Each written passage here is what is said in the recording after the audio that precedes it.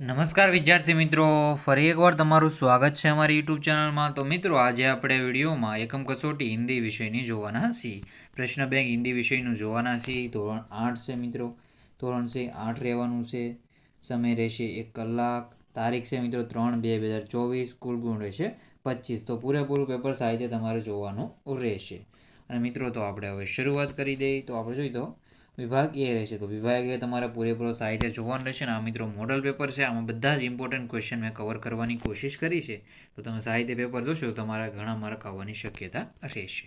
તો પહેલો ક્વેશ્ચન છે મિત્રો, अपने स्कूल की किसी समस्या के बारे में प्रधानाचार्य को पत्र लिखिए. એટલે સ્કૂલમાં જે સમસ્યા હોય ને આચાર્યના મિત્રો આપણે પત્ર લખવાનો છે તમારે. તો સાહિત્ય તમારે પત્ર જોઈ લેવાનું રહેશે. ઉત્તર છે આવી રીતે જોઈ લો મિત્રો.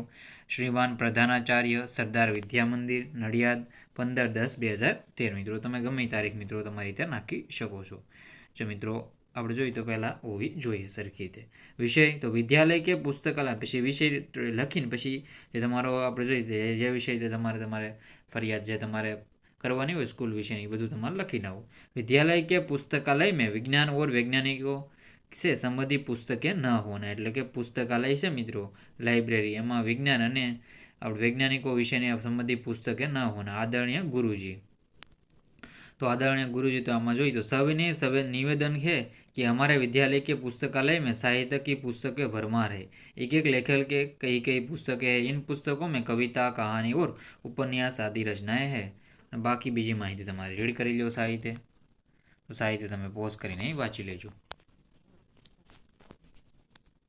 पछी एना विषयनी माहिती तमे आ जोई लो मित्रों. तो આવી રીતે મિત્રો કીધેલું છે. એમાં જોઈએ તો पुस्तकालय में उनका अभाव बहुत खटकता है. आशा है कि आप इस अभाव की पूर्ति पर ध्यान देंगे. तो आपका आज्ञाकारी शिष्य सुधीर कापड़िया, कक्षा 8. પછી છે आपने की हुई अपनी यात्रा प्रवास का वर्णन करते हुए अपने मित्र को पत्र लिखिए. તેમાં ઉત્તર છે રમેશ પુરોહિત.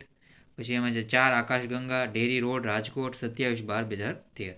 પ્રિય મિત્ર હિતેશ, જય હિન્દ. પછી માહિતી તમારો વિષય વાંચી લેવાનું રહેશે મિત્રો. તો સાહિત્ય આ પણ રીડ કરી લો. તો પોઝ કરીને સાહિત્ય તમે આ રીડ કરી લેજો.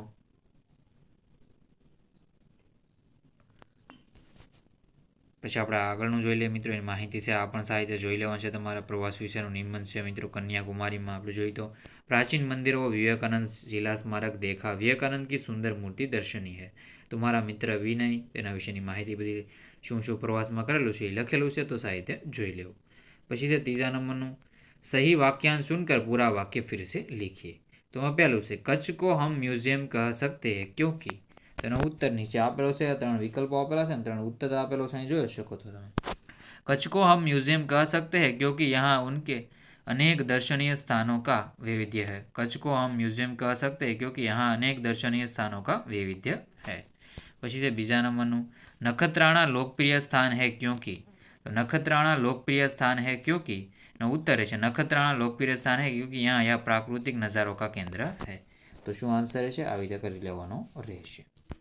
પછી છે કાલા પહાड़ पर चढ़कर रेगिस्तान की झांकी करना. तो काला पहाड़ पर चढ़कर रेगिस्तान की झांकी करना. તેમાં આપણો આ ઉત્તર રહેશે કાલા પહાड़ पर चढ़कर रेगिस्तान की झांकी करना एक अनूठा अनुभव है. પછી ચોથા નંબરનું છે મંદિર મસ્જિદ गिरजाघर बनाने का मतलब है. तो એમાં ઉત્તર રહેશે મિત્રો મંદિર મસ્જિદ गिरजाघर बनाने का मतलब है भगवान का बंटवारा करना. શું મંદિર મસ્જિદ गिरजाघर बनाने का मतलब है भगवान का बंटवारा करना. પછી પાંચમા નંબરનો ક્વેશ્ચન છે मंजिल बहुत दूर लगती है क्योंकि. मंजिल बहुत दूर लगती है क्योंकि अभी तो राह शुरू हुई है. तो आमा आंसर શું છે अभी तो राह शुरू हुई है. પછી છે આગળનો ક્વેશ્ચન 6 નંબરનો ક્વેશ્ચન शास्त्री जी लोक सेवा मंडल में शामिल हो गए क्योंकि.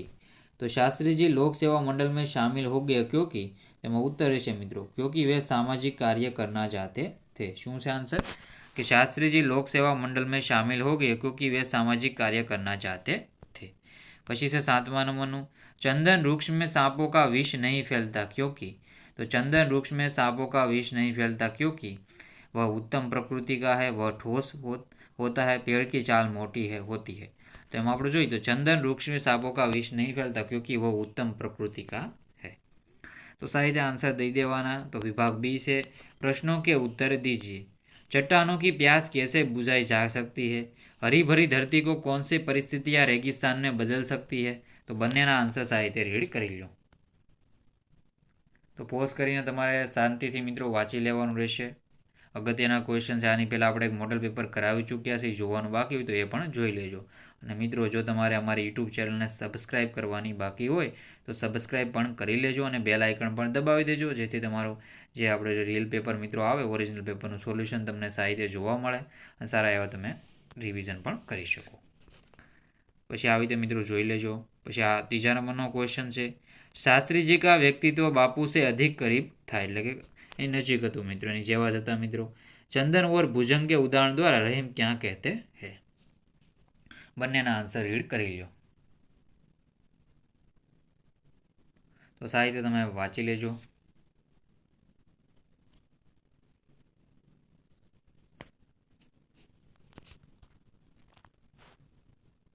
પછી છે આગળનો ક્વેશ્ચન જોઈ લે હવે. किताबों में ज्ञान की भरमार है, ऐसा कवि क्यों कहा है? तो किताबों से हमें इतिहास, भूगोल, नागरिक शास्त्र आदि का ज्ञान होता है. विज्ञान का ज्ञान भी हमें किताबें देती है. धर्म और अध्यात्म का ज्ञान भी पुस्तकों से ही मिलता है. हमें पुस्तकों से विविध विषयों का ज्ञान मिलने से हम कह सकते हैं कि किताबों में ज्ञान की भरमार है. तो આવી રીતે આન્સર તમારે સારી રીતે જોઈ લેવાનો રહેશે. પછી છે આગળના ક્વેશ્ચન. चौथा नंबर क्वेश्चन से चौथा नंबर, निम्नलिखित मुद्दों से संदर्भ में 4-5 वाक्य लिखिए. तो कच्छ के 3 बड़े शहर, तो कच्छ के 3 बड़े शहर में साहित्य તમારે જોઈ લેવાનું રહેશે.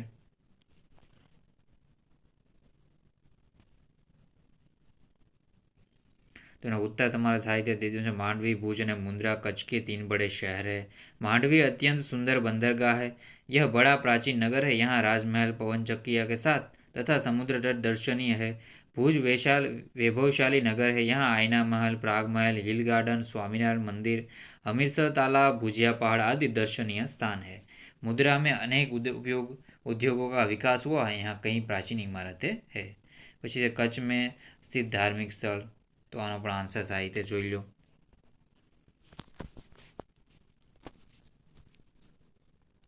तो भद्रेश्वर, नारायण सरोवर, लखपत, हाजीपुर ये कच्छ के मुख्य धार्मिक स्थल है.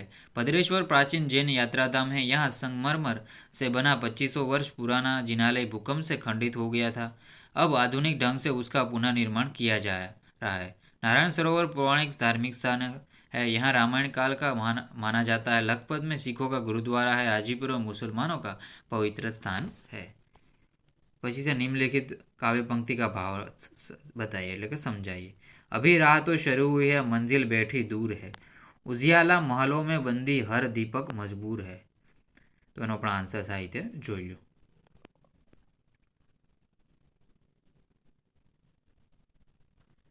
તેનો उत्तर से दुनिया में समानता की भावना फैलने की अभी तो शुरुआत हुई है. समानता का भाव पूरी तरह फैलने में अभी देर है. उसके लिए अभी बहुत प्रयत्न करने पड़ेंगे. बिजली की रोशनी अभी केवल महलों घनी लोगों के घरों में ही है. गरीबों के घरों में अब भी दीपक ही जल रहा है. छात्रों के दीक्षांत समारोह में शास्त्री जी ने कौन से विचार व्यक्त किए? तो आपण साहित्यનો आंसर જોઈ લો.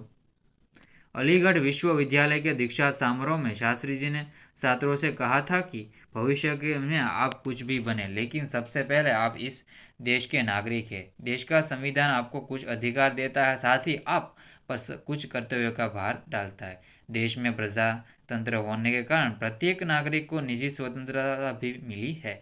इस स्वतंत्रता का उपयोग हमें समाज के लिए हित में करना चाहिए.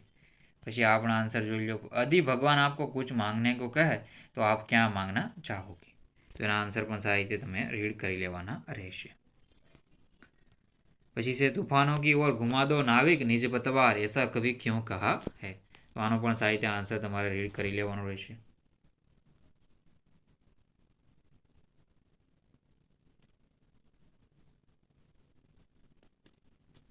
પછી છે વિભાગ સી.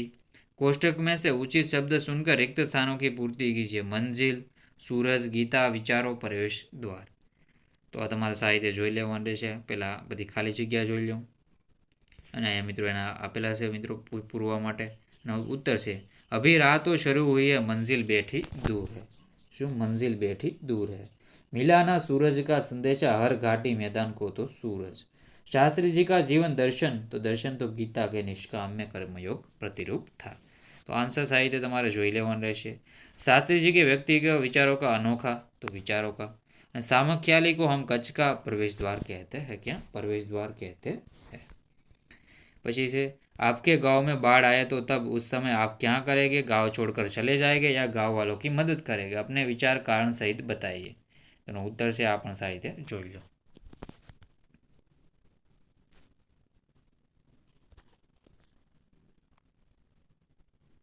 पीछे से आगलनो क्वेश्चन, नीचे गए वाक्यों में से रेखांकित शब्दों के विशेषण बनाइए और उनका वाक्य में प्रयोग कीजिए।